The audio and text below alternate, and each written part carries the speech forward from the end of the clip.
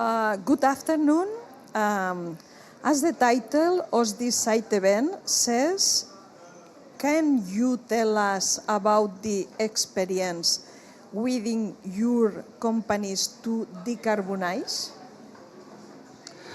Okay, well, first, thank you very much, Elvira, for inviting me. And I have to say, I'm very excited to be here. So I'm Ahmed Ababu. I'm the president for Middle East and India. And actually, I'm very proud to be here because first, my family lives in Barcelona. I have 3 kids, which are born in Barcelona. So obviously, my first goal is to make their future better than what I have. So I'm very excited to be here today in the COP28 about this, which is, I think, very important topic about, obviously, the climate change. But I think the Mother Nature is very clear today. It's sending very clear signs for us and messages that we need to make the difference. And if we don't do so, the cost of that will be much higher than not doing so. Okay, so this said, that means that from sustainability point of view, we really need to get our action together and take clear projects to make them happening. This said, the decarbonization has different objectives in the world, obviously. And one of them is multiple solutions can be put in place. And this multiple solution is what means the energy transition. It can be as renewables, as reducing only the CO2 emissions, and ultimately, which we know is the zero carbon hydrogen, renewable hydrogen, you call it green hydrogen, whatever you want, okay? But that has a cost, okay?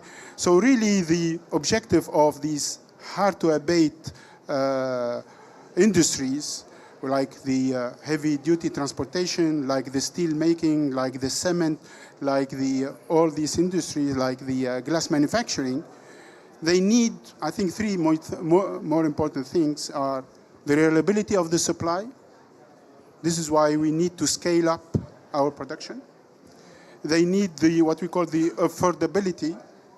This is why we need policy makers who really incentivize the change. And we need, which is very important, and I think it was the theme also of the COP28, is this harmonization of the certification. Okay? So which is very important because we are going to trade globally the hydrogen in this sense, and we need to harmonize the certification. In that sense, Air Products, probably people who doesn't know Air Products, in Spain is known under Carburos Metálicos. Globally is obviously with the name of Air Products. We are the world leader in hydrogen. We produce more than 3.2 million of hydrogen every year, so quite significant.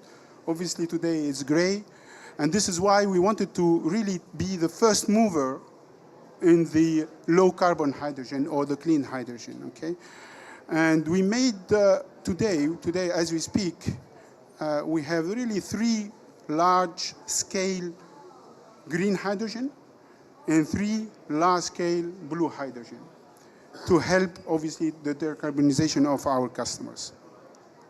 And when I say we have 3, that we are really making them happen. So really stuff out of the ground is coming up. We did the final investment decision, and the total investment of this is more than $15 billion. Okay, so the numbers are quite big. And probably you have heard about, in the green hydrogen space, about NEOM projects, the NEOM Green Hydrogen Company, which is, it's $8.4 billion of investment. I'm very pleased that last April we financially closed. We had more than 23 lenders subscribing to this. The total subscription of this is 6.4 billion, okay? And currently, really, if you go to NEOM, you probably see already the wind turbines coming in. We're starting building the ammonia tank because this project is really to convert the hydrogen into ammonia and then ship this ammonia to 2 locations like Europe. and hopefully also to Spain. Okay, and and this is very important to mention because we will need to import ammonia in Europe. I mean, and you know that the European Union has already announced, that they need local production of 10 million, and they need also an import of 10 million. And this 10 million needs to come from locations where we can make the green hydrogen at affordable, I would say, price. So with that, we are building actually 3 large crackers, what we call. So that means 3 terminals in Europe, 1 in Immingham. And all what I'm saying, these are board-approved projects from Air Products. So we are executing them, okay? 1 in Immingham in UK, 1 in Hamburg, and 1 in Rotterdam. And we are looking for Spain 1, actually. So just to be very clear on that. These products, why we are doing so? Because we are receiving clear signs, clear interest from our customers that they want, I would say, let's say, low carbon hydrogen. And it depends on the countries. Some of them, they want 100% green. Some of them, they want the blue hydrogen, okay? And with the other one, the last one that I want to mention, Elvira, I know that you are making the sign for me, is in Edmonton, which it is more than $2 billion to produce blue hydrogen. And these are the 2 major projects that we are currently doing. Thank you. Thank you. Thank you, Hamed. Flavia? Thank you, Elvira. First of all, I would like to thank Elvira for the invitation, and I'm delighted to be here and to be able to share this platform with all of you and with my colleagues in the panel today. My name is Flavia Mallet, and I'm the Corporate Communications and Public Affairs Director for Fluidra. Fluidra is a global company. We are in the pool and wellness sector. We produce and we create products and services for the residential and commercial pool. We're present in more than 47 countries around the world, and we have an employee base of around 6,500 people. We have our headquarters in Barcelona. Fluidra's mission is really to create the perfect pool experience responsibly, and I would like to highlight the word responsibly because that's top of mind for us. Sustainability, it's something that we work and we strive towards every single day at the company.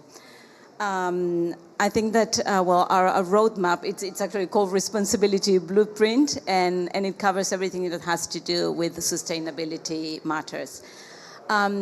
We're very fortunate to be able to calculate our carbon footprint, and in turn that's allow us to understand where and what our biggest impacts are when it comes to emissions. And in consequence, we can actually set realistic targets. Within our roadmap, if we're talking about scope 1 and 2 of emissions, we would like to be, our aim and our ambition is to be carbon neutral by 2027. And for scope 3, it's 2050. Of course, that doesn't mean that we can't do that before, and we're working very hard to be able to do that. When we have the full picture of the different scope 1, 2, and 3, we can see that most of the numbers and the data that we receive, it's around scope 3. So a lot has to do with sort of those indirect emissions. But of course, we have to work on those things that we can control, and that's specifically, where we have scope 1 and 2. At the moment, what we're doing is we're working in 3 different buckets, and one is working on the decarbonization of some of our plants and factories. So we have around 35 production centers around the world. So we ask them, each of them, to have their own decarbonization plans. So they're very local and they're very specific to their situations. The second one, it's around the indirect electricity that we use. And for example, we have a global program within that our procurement team is working, and it's to switch and migrate all our contracts into renewable energy. And the objective is to have everything done by 2027. And the third one is the decarbonization of our fleet. We do have a very logistics operations that it's quite big, so we're really trying to electrify our fleet for the transportation of our products. At the same time, we're working on a work stream which is we're investing a lot on research and development and innovation to be able to create every time products that are more sustainable and efficient. So I think that's really one of our biggest priorities. I think to decarbonize our sector doesn't come without challenges. I think one of the main challenges sometimes has to do with the different businesses, even within organization, for them to understand how important this is, that this is a big investment, but we need to look at the long term and the sustainability of the company. The other one is around some of the subsidies, either national or European subsidies for a sector. It's a little bit difficult because it's not a traditional sector, so sometimes we get left out of this different support. And the other one is the global scope of the company. We work with more than 10,000 suppliers. So to be able to know the exact carbon footprint that each of them have, sometimes it's almost impossible, but we know we're setting priorities and we're prioritizing those suppliers that are very much in line with our ambitions when it comes to sustainability. I think last but not least is how do we work internally? How do we make sure that our employees, which are our main ambassadors, understand how important it's something as decarbonizing our sector. So I think there needs to be a cultural shift and a big ambition, all the way from the leadership and cascade it down to every single employee, so then they're aligned with our purpose and they understand how important climate change is and they strive to work towards our decarbonization objectives. Thank you. Thank you very much. Well, my name is Izaskun Gorostiaga. I am the Chief Strategy and Sustainability Officer in Nortegas.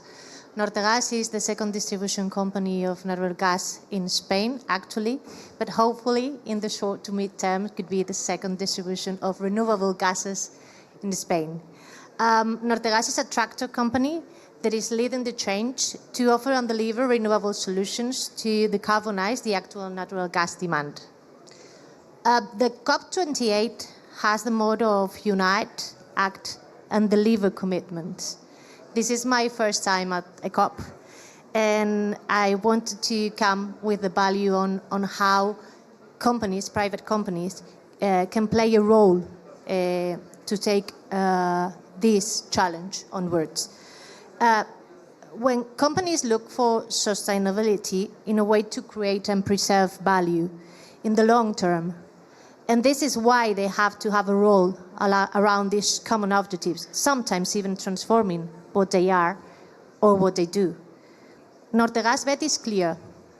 Investing on the development of renewable gases as a viable and efficient way of making a solution to put in value actual and well-prepared infrastructures for a future where renewable gases, both biomethane and green hydrogen, will decarbonize actual natural gas demand.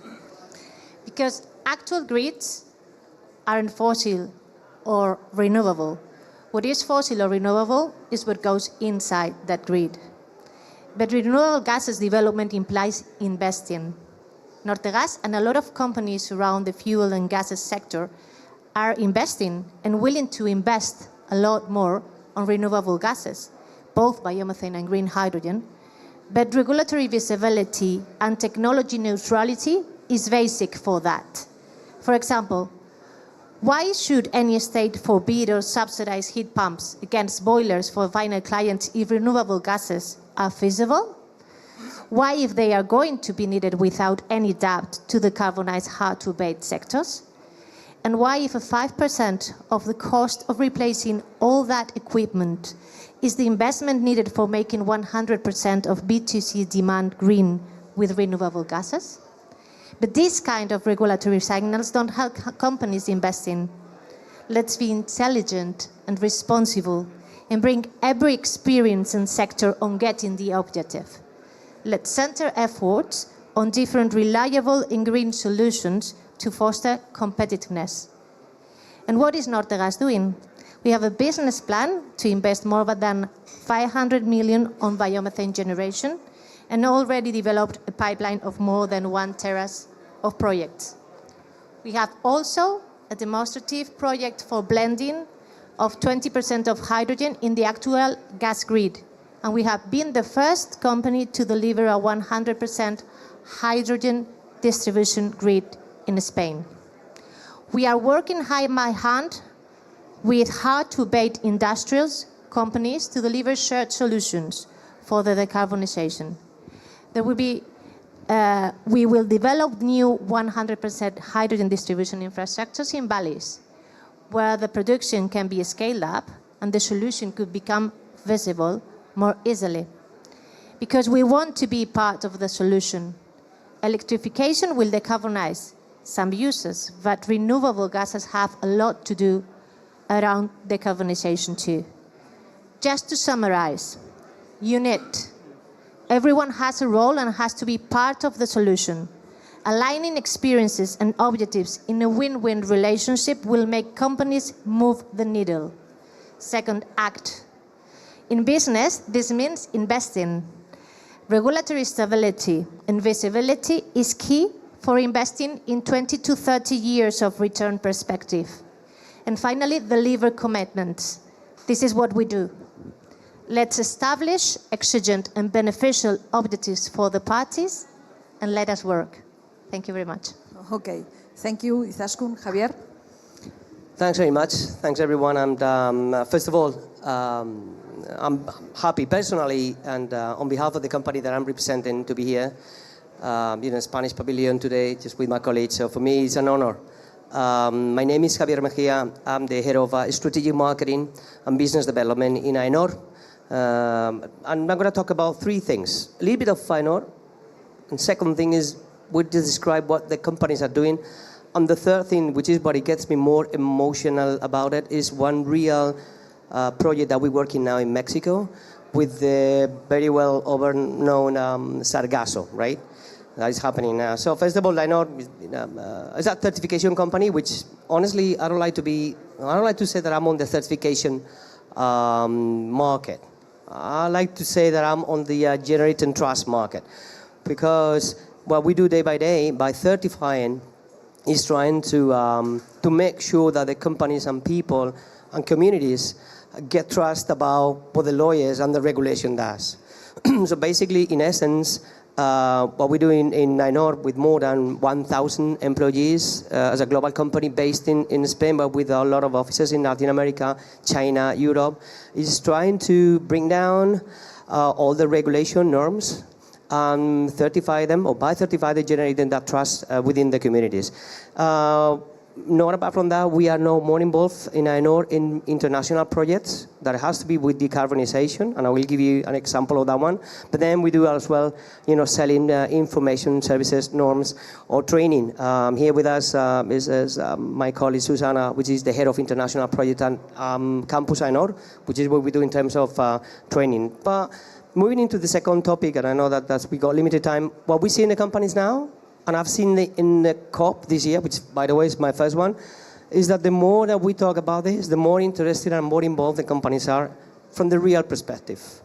What I've seen, and we see in the companies that we work in, more than 22,000 customers in Spain and plus in all over the world, is that now is the first time that we have experienced that, hey Javier, we want you to get certification because we believe that this is going to change the world. Apart from some of the marketing campaigns. And that's really gave us hope that really companies are changing in the right direction. And last but not least, I would like just to explain about what happened and we faced 1 year ago in Latin America, in Mexico. Everyone is familiar with what's happening with Sargasso, this microalgae that is coming from north of United States, and all the Gulf in Mexico is plenty of there. So a year ago, with all the team in Latin America, we said, hey, we got two ways of facing this up. One of them is trying to put barriers to the Sargasso so that it wouldn't come to the hotels, or try to turn that challenge into an opportunity. And that's what we did. We created a process that has been running for 1 year now. We collect every day in all the Gulf Coast the Sargasso. We take into our plants that we have helped Quintana Roo, which is the state that is occupied for this in Mexico. We harvest and then process all the Sargasso, and we have created a plant that turns into biogas, biofuel, that is actually now put back into the market. And at the same time, everything that is out of what we do is put back as a fertilizing. So what's important is there's a business behind, because all the CO2 that we are emitting, it can be, or we are regaining for that operation, it can be put back in the market. But this is not what we really want to do. And our purpose from Ainor is trying to help those communities, trying to make them understand that we can turn challenges into opportunities, that everything with technology and will can be very helpful for the climate change. And of course, from our role of Ainor, obviously, ultimately, we make sure that all the CO2 emissions and what the company and governments are doing, it is true. And that's what we do for our role. However, more than ever, I think that what we have seen in the last 2, 3, 4 years, the companies are moving into the right direction, and our goal is just to be with them. So thank you very much. Thank you, Javier. Hello, everyone. My name is Mike. I come to represent the world of transportation, of goods transportation by road. Basically, you need to imagine that 96% of what you have on yourself around you in Spain has been through a truck. So it's quite impactful. And my role is to basically be here in the COP28 to help the sector transition and prepare for the new secondary carbon market the European Union has created last year to be put into effect in 2026. You need to understand that the challenge is huge. We are speaking about 28 countries, many more languages, and 3 million trucks. The market is extremely fragmented. In that sense, every truck company has in average 3 trucks. And we are specialists about connecting companies to be able to deliver goods across Europe. In that sense, what we are looking at is not only compensation, it's also reduction of the CO2 footprint of our sector. And when we look at an average company with 3 trucks in average, you need to realize that it's not so simple. These people have no time to digitize themselves, have no time to become more sustainable, and have no willingness to do so yet, right? So European Commission and the regulator have put in place a new market to be able to push this forward, to make them pay and ultimately make the consumer pay to make this sector more sustainable. And in that sense, we believe that we have a little time left on our plate, right? Because we only can release 3 to 600 billion tons of CO2 into the atmosphere. And we are actually releasing 40 billion tons a year. So the time is counted. It's the final countdown. And if we want to help this owner-operator, this very small company, to adapt, we need to help them understand not only how to reload or to find a shipment nearby, but also to understand the biggest challenge behind the bigger picture. And following this, we decided to invest in technology. Our goal in tenders is to help manufacturers and distributors become more sustainable by understanding how they can actually change their fuel mix to move the goods that you are consuming every day. In that sense, the train and the ferries are having a huge role into that transition, but it's not everything. You need to understand that the fuel mix they're using right now, it's 99% fossil fuel. And if we want to give more visibility to the electric and the hydrogen-based solutions, but also to the current existing solutions such as trains and ferries, we need to give visibility to this. So we have a double-sided job between the customers that actually are the shippers, looking to move goods towards the end consumer, but also the transport company that are quite small in average. And looking at this, we decided to actually look at it from another perspective. Instead of doing just matchmaking, as it's been the case in transportation in the world, we realized that we wanted to prioritize the transition of the good transportation in front of the people mobility. Why? Because you need to understand that the little package you ask from Amazon do not have legs yet. But people do have legs. And for us, it has a bigger priority to actually transition the goods transportation market into a new era. And to do so, we realized that with new technology, we've been able to monitor the market way better than it has been done till today. One example is the GPS providers in Europe. They are actually monitoring 23% of the market, more or less 90,000 trucks out of 3 million trucks. So it's quite little, right? That's for the market leader. What we aim to do is to actually track and monitor more than 60% of the trucks through satellite. The European Space Agency is actually opening the door to it. So by basically linking these two sides between the providers and the customers, we are thinking that we will be able to lower the global footprint by 5 to 7% in the next 20 to 25 years. And this will help us to basically join the efforts, the global efforts to reducing emissions worldwide. And our goal globally is to then expand the solutions towards other continents. One big metaphor or example that I use often is that in Europe, only 1.5% of goods mobility is digitized. And when you look at the US, you're looking at 30% of goods mobility being digitized. So we know the way. We know how to get there. And now we are basically trying to have a bottom-up strategy to change things at our own level and impact local people. Ultimately, our goal is also to help operators in logistics. As my colleague from Fluidra actually told us, shippers are looking for solutions, right? And if we want to find solutions, we need to actually talk to them. We need to talk to transport company, and you need to understand that digitization in a such fragmented market with 600,000 transport company is not so simple. If you look at it, transporting and producing goods from China to Europe requires, in average, 62 companies, different companies. It looks like a mess, but it works. You all receive your packages when you order online. In that sense, we believe that moving forward by connecting people will be the key mission for us on top and before technology to make it happen. We know that if we have a collective effort with a practical approach, we'll be able to change things at our own level. And that's it for me. Thank you very much. Thank you very much, everybody. Thank you, Hamed. Thank you, Flavia, Izaskun, Javier, and Mike, and the other interpreters.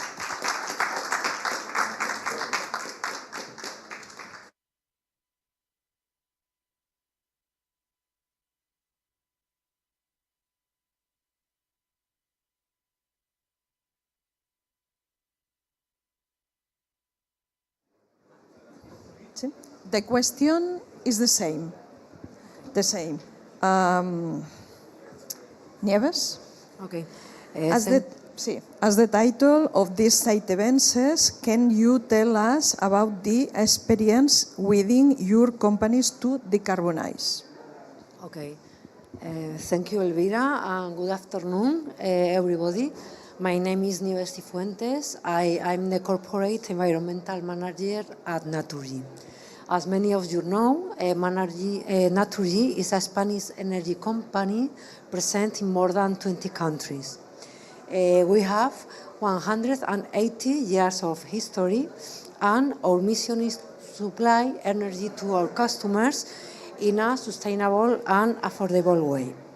At present, we provide them with electricity, gas, and energy services, and of course, we are working on decarbonization. In fact, we have been working on decarbonization for many years. First, measuring.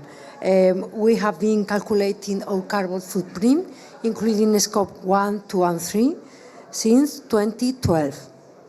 Second, setting ambitious goals. We have reduced our greenhouse gas emissions by 31% in the last 5 years, and we are committed to reaching net zero in 2050. Third, implementing climate governance at the highest level of the company leadership. We have a sustainability committee between the board of directors that is responsible for ESG matters, including climate. And four, putting climate at the core of our business strategy. Our strategy plan have priorities like promoting renewable energy and smart grid. We have closed down all our coal power plants with high CO2 emissions and replaced them with renewable wind farms and solar PV.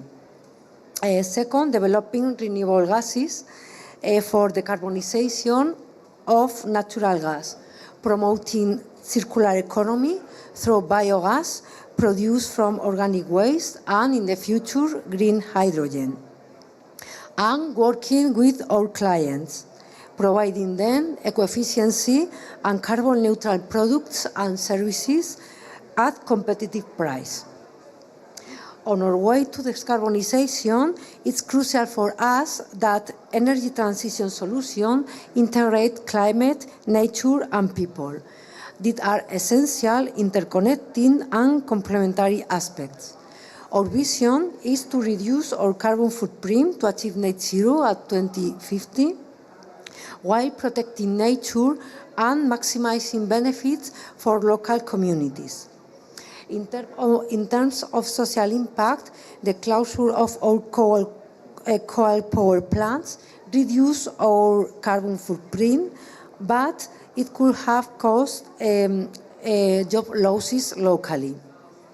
To prevent this impact on society, we have implemented just transition plans to promote green employment in the affected region. Regarding biodiversity, today is the day dedicated to nature at this COP. The climate emergency and the biodiversity crisis are two sides of the same coin. It's essential to find solutions that deal with both aspects, ensuring that decarbonization doesn't result in a loss of natural capital. In our vision, this is our vision, and I'm going to provide an example on how we do it. All our new renewable projects realize an initial environmental study to prevent critical impacts on biodiversity. In wind farms, one of the most significant impacts on biodiversity is bird collision with turbines, especially if they involve protected species. Throughout the operation, we monitor the number of collisions and, of course, the species affected. When we detect that bird-related collisions are above permissible levels, we implement additional measures. In fact, in several wind farms, we use bird detection system, automatic and based in artificial intelligence, coupled with mechanisms to stop wind turbines and prevent collision. In summary, at Naturgy, we view energy transition as an opportunity, and we work holistically across climate, nature, and people. We want to achieve decarbonization while preserving nature and ensuring a fair transition for communities and society. Thank you very much. Thank you, Nieves. Juanjo? Thank you very much. First of all, Elvira and Fundación Empresa y Clima, I thank you for the invitation and also the Spanish delegation for allowing us to be here today. Eurecat is not a company. Eurecat is a technological center. We are a private non-profit organization. So our activity is about carrying out research, development, and innovation in a very applied manner, very applied science and technology for companies in order to solve their problems and to tackle with their different challenges. So we are a technological center. We are around about 800 people. We have 11 delegations in our region in Catalonia. Our turnover, just to give you an idea, is 62 million euros. And we work in a very multidisciplinary, interdisciplinary, and multi-technological way, combining technology with the market. Apart from the technicians and the scientists, we have people, colleagues in our team that work constantly in different sectors of activity, economical activity, and understand and see the future trends and future challenges of the different sectors. So we combine in a unique manner all these challenges. So our activity is wide. Our scope of our activities is very wide. We deal with technological projects and disciplines in industry, industrial technologies, digital technologies, nutrition technologies, biotechnologies, and also sustainability, of course. And the thing is that we 3 years ago, we set up a new initiative in our portfolio, which is the Center of Resilience, Climate Resilience, which works on projects and apply technology in order to help the companies and society with the different challenges regarding climate change. So regarding decarbonization, we are working to decarbonize ourselves, of course, and we also work with our clients to decarbonize their activities. So regarding our decarbonization, we are focusing very much in Scope 1 and Scope 2 on our direct emissions, and the ones regarding the indirect from energy consumption and heating. And since 2021, we've been implementing different measures for reductions. Of course, we've been monitoring, calculating. Constantly, we have every year an audit from the Ministry of Ecological Transition in that respect. And since the year 2021, we've been improving in all of our 11 buildings measures, some of them very simple, such as limiting air conditioned temperature, room temperature, etc., but also investing in more efficient heating and cooling technologies, installing renewable energy, new technologies, and etc., and also promoting getting procurement in energy. So that means that by the year 2021, our CO2 output was of 665 tons of CO2, and we have reduced that in the last 3 years by 21%.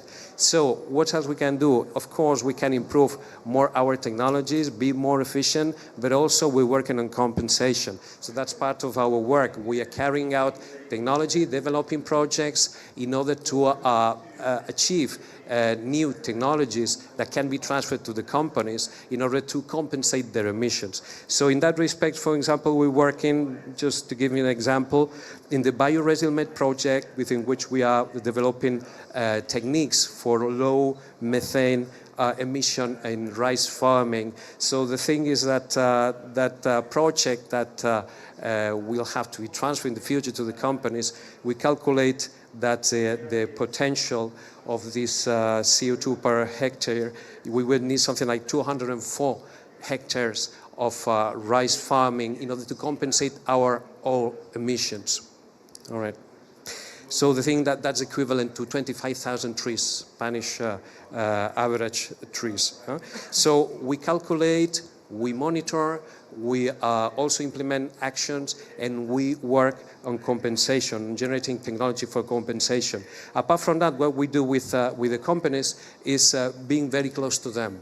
We work with the different sectors. We are present in different discussion forums with companies, intensive CO2 companies, and we are developing and planning implementation of pilot experiences in order to reduce CO2 and decarbonization of these sectors. That's cement, that's, for example, the chemical industry, the steel industry, etc.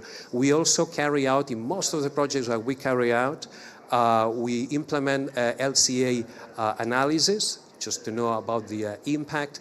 And also, we have developed a technology, methodology which is quite new, and we have implemented one pilot regarding what we call the roadmap in climate resilience, which is a strategic reflection in order to know the companies to define the different projects that we will have to carry out for reducing impact. Okay, thank you. Thank you. And good afternoon. Thank you very much to the Spanish Pavilion for this wonderful set. I would like to extend my gratitude to the Fundación Empresa y Clima for the invitation, and to Elvira for her commitment and effort and leadership. I'm really, really happy to be here. I'm excited as well.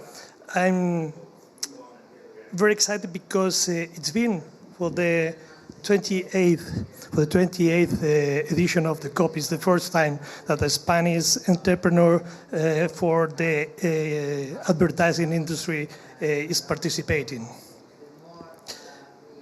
My name is Alberto Fernandez. I'm the CEO and founder of an international creative and media agency.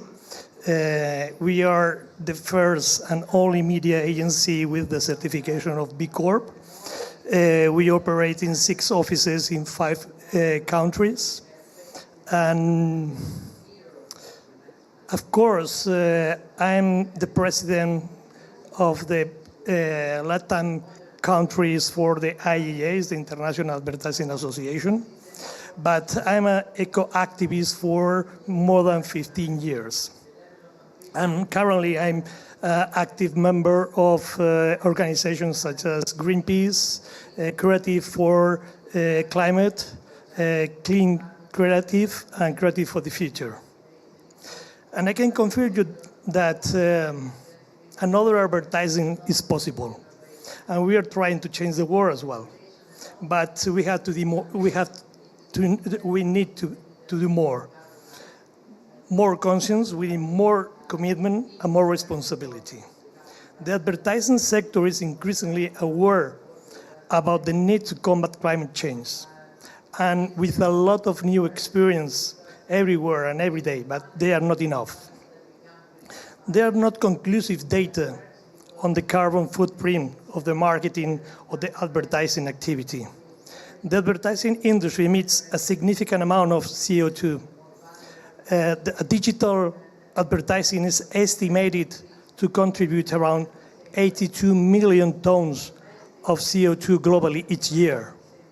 In the UK, only in the UK, the digital ecosystem accounts for 3.5% of the greenhouse gas emissions and increasing every year. A single digital campaign contributes with or generates 70 tons of CO2, equivalent to the annual contribution of 7 people in any developed country. Recognizing the environmental impact, we at Normal, my agency, have taken steps along with a British movement called At Green, analyzing all the process of the advertising step by step. We have identified and we have provided how to make creative and media agencies to reduce the carbon footprint. We apply these principles in our daily work, but as well we are providing all this information for any agency or any professional that they want to follow our path. While all companies in all sectors play an important role in the fight against the climate change, the creativity, the advertising sectors can actively promote sustainability through campaigns, but not only for the advertisers and the media, as well for the consumers. It's critical to marketing companies to integrate sustainability into their strategies, minimizing the environmental impact and promoting energy efficiency, but avoiding greenwashing campaigns, avoiding to cheat the consumer, and as well avoiding cheating the brands themselves. Ideas have the power to change the companies, the businesses, the economies, and the society. The creativity is the true engine of the transformations. Agencies play an important role in changing society, and we should do it right.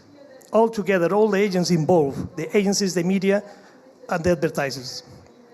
Everyone can contribute, even with simple actions, by optimizing websites. Everybody has a website here.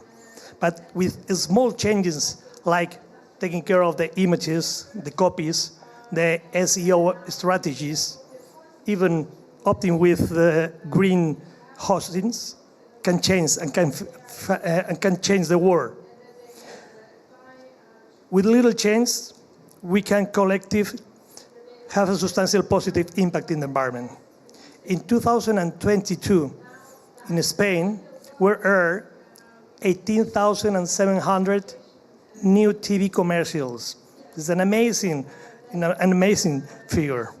And how many were created, produced, and offsetting in sustainability way?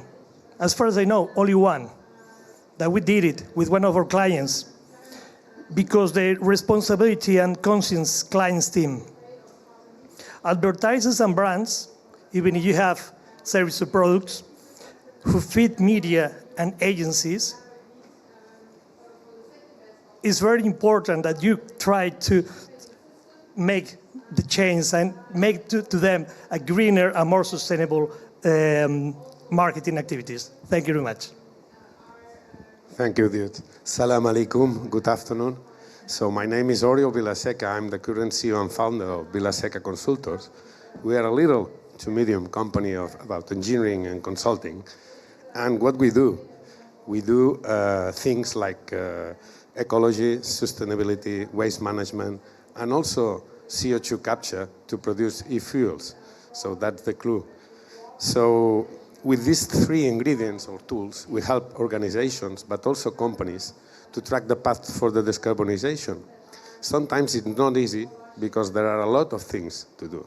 It's not only about energy, as we've seen. It's not only about having clean transport or having less trips or whatever. There's a combination. And with this combination, we have to think about a lot of things. You know what I mean? So as we see different projects, we see that the solutions are also different. And in this case, especially for this scope, we have the question. The question is unabated or abated. This is controversial, I know, but unfortunately, the green transition or the path to net zero, to make it possible, it's not easy, it's not cheap, and it's not going to be quicker or as quicker as we want. So as a specialized company, as I said, in e-fuels and CO2 capture, etc., I think that we have to combine all these techniques to make what, for example, Siamet said that they're producing green hydrogen right now, but they cannot change, I don't know how many tons or million tons in one day. So they have to do a soft transition because it has to be paid. We are talking about trillions of dollars. It's not about millions. Somebody has to pay it. Of course, that customers, we're going to pay the price for this transition, but CO2 capture and combination with these green renewable gases could make it possible and could make it easier and could make it cheaper. So, for example, if we produce green hydrogen somewhere and we have an emitter of CO2, we can combine these two gases or these two resources or materials to produce what? We can produce methanol to make the ships work. We can produce e-methane to decarbonize the net. So it's the same molecule, but produce it in another way. And of course, we can produce ammonia. We can produce other things that can help us to make this transition softer. I repeat, the question is unabated or abated, but that's not the question. The big question is who's going to pay it and how we can make it possible. So just to conclude, because I'm not going to explain all the techniques and all the things. I want to say, to make this transition possible, we have to think about if we want to continue to burn fossil fuels, at least for a short time, if we want to apply for this CO2 capture, this sequestration, this combination of techniques. If not, I'm sorry guys, it's not going to be possible to have this 1.5 because it's expensive, it's difficult. A lot of things and a lot of tools has to be used to decarbonize the real economy.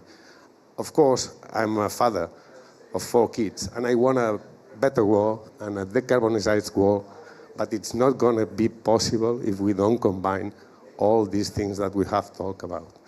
Just to finalize,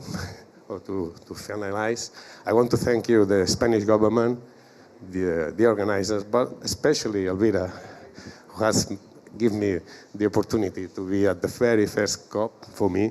So, guys, we have a battle, we have a path, and we have to struggle to make it possible. That's it. Thank you. Okay. Thank you, Oriol. Juliana? Good evening. Thank you very much, Elvira and Fundación Empresa y Clima for this invitation.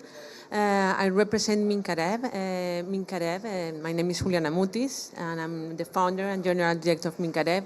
Mincarev is a consulting company based in Spain, in Barcelona, Mexico, and Colombia.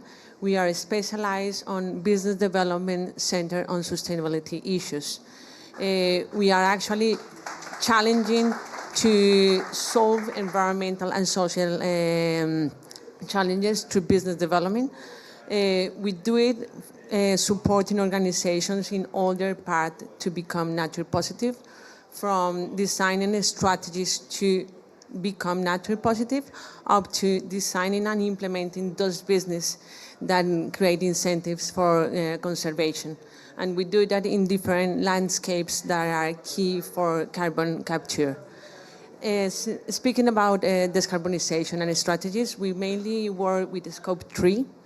In Scope 3, we have two main approaches that are for us are important. First of all, working with the value chain to support that value chain to become more sustainable, and by investing in that value chain, in becoming more, creating more incentives for conservation.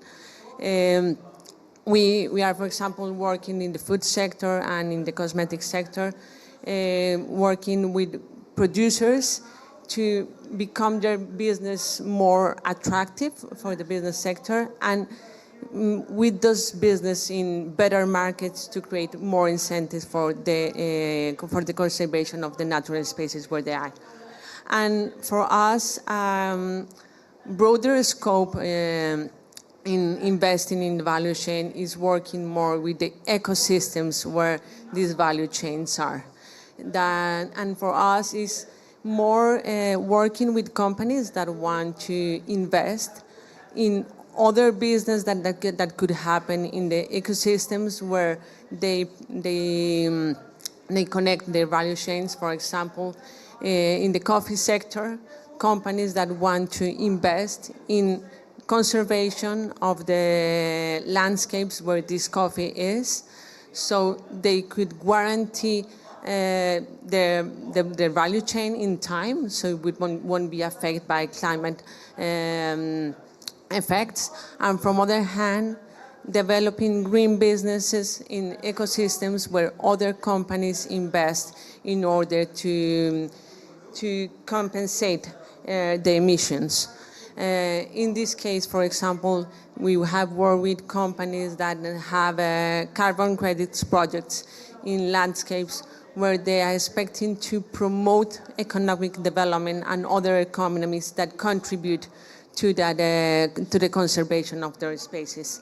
I think especially this approach is very important because it's a more amplified way to see how companies can contribute to conservation, not just directly with their value chain, but also investing in other ecosystems to be self-sustainable through other kind of a business that in that way can contribute to their reductions of their emissions. I think this approach is also more cost-effective because it's not just, as I said, it's not just thinking about investing in pure conservation, but actually generating other economies around conservation. So thank you very much. That's all. Thank you. Thank you very much, Nieves, Juanjo, Alberto, Oriol, y Juliana. And thank you, every people. Okay.